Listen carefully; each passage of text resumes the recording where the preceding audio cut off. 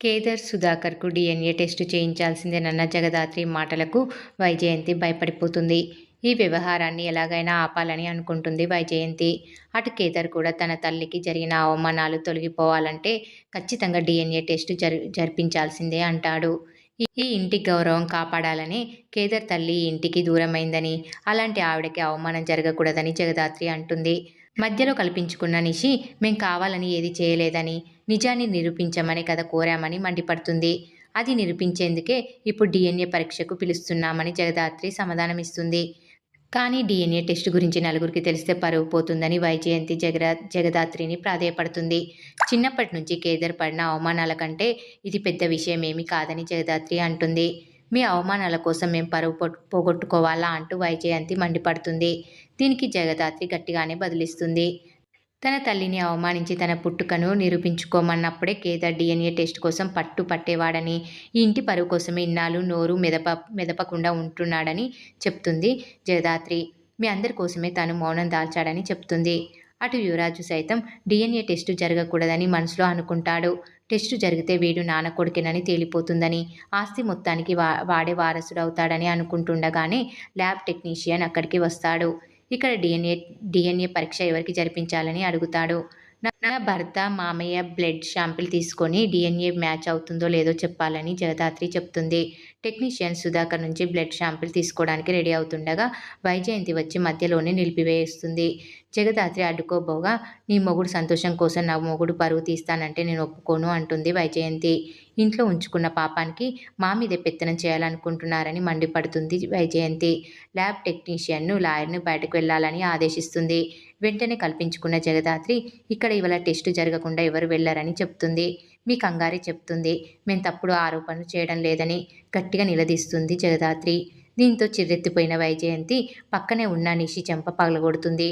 నీ ఆవేశం, నీ మొగుడు దూకుడు వల్లే ఇదంతా జరిగిందని తిట్టిపోస్తుంది. ఈ ఇంటి పెద్దగా నేను చెప్తున్నాను, ఈ టెస్టు జరగడానికి వీల్లేదని వైజయంతి హుకుం జారీ చేస్తుంది. అదే స్థాయిలో జగదాత్రి కూడా టెస్టు జరిగి తీరుతుందని సమాధానమిస్తుంది. ఏం జరిగినా ఇక్కడ టెస్టు జరిపి తీరుతామని చెప్తుంది. దానికి వైజయంతి తాను చచ్చిపోయిన తర్వాతే ఆ టెస్టు జరిపించుకోమంటూ అక్కడే ఉన్న కత్తి తీసుకొని పొడుచుకునేందుకు ప్రయత్నించడంతో అందరూ ఆపుతారు. ఈ టెస్టు జరగదని చెప్పే వరకు తాను విననని మణికట్టు వద్ద కత్తి పెట్టుకొని బెదిరింపులకు దిగిన జగదాత్రి మాత్రం టెస్టు జరిపే తీరుతామని అంటుంది. ఇలాంటి బెదిరింపులకు భయపడేది లేదని తేల్చి చెప్తుంది జగదాత్రి. దీంతో వైజయంతి చేతి మణికట్టు వద్ద కత్తితో కోసుకుంటుంది. దీంతో అందరూ భయపడిపోతారు. అప్పుడు కేదార్ ముందుకొచ్చి డిఎన్ఏ టెస్టు జరగదు పిన్ని అంటూ మాటిస్తాడు. అప్పుడు దాత్రి అడ్డు చెప్పబోగా, ఇలా నేను ఇంటి కొడుకునని నిరూపించుకోలేనని తనకు అడ్డు చెప్పొద్దని చెప్తాడు కేదార్. ఇంట్లో వాళ్ళ ప్రేమ గెలుచుకోవడానికి ఇంత కష్టపడ్డానని, తల్లిని పోగొట్టుకున్న నేను ఇప్పుడు పిన్నిని పోగొట్టుకోలేనని అంటాడు కేదార్. ప్రాణాలు తీసి నిజాన్ని నిరూపించుకోలేనని చెప్పి టెక్నీషియన్ను అక్కడి నుంచి పంపించేస్తాడు. లాయర్ కూడా అక్కడి నుంచి వెళ్ళిపోతాడు. డాక్టర్ వద్దకు తీసుకెళ్తానని కేదార్ చెప్పినా వినకుండా తన కొడుకు కోడలను తీసుకొని వైజయంతి ఆసుపత్రికి వెళ్తుంది.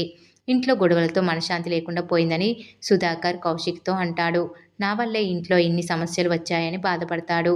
అటు వైజయంతి కొట్టడంతో నిషి చాలా ఫీల్ అవుతుంటే యువరాజు ఆమెను సముదాయిస్తాడు. ఎలాగైనా డిఎన్ఏ టెస్టు ఆపాలని అలా చేసిందని సర్ది చెప్తాడు. అప్పుడే అక్కడికి వచ్చిన వైజయంతి మీద కూడా నిషి మండిపడుతుంది. జగదాత్రిని ఆపడానికి నేను అలా చేయాల్సి వచ్చిందని, తను ఏం చేసినా మీకోసమే కదా అని బదిలిస్తుంది. శ్రీవల్లి మీ కుమార్తెనే కదా అని నిషి నిలదీయగా, ఆమె నా కూతురే కాదు అని చెప్పబోయి ఆగిపోతుంది.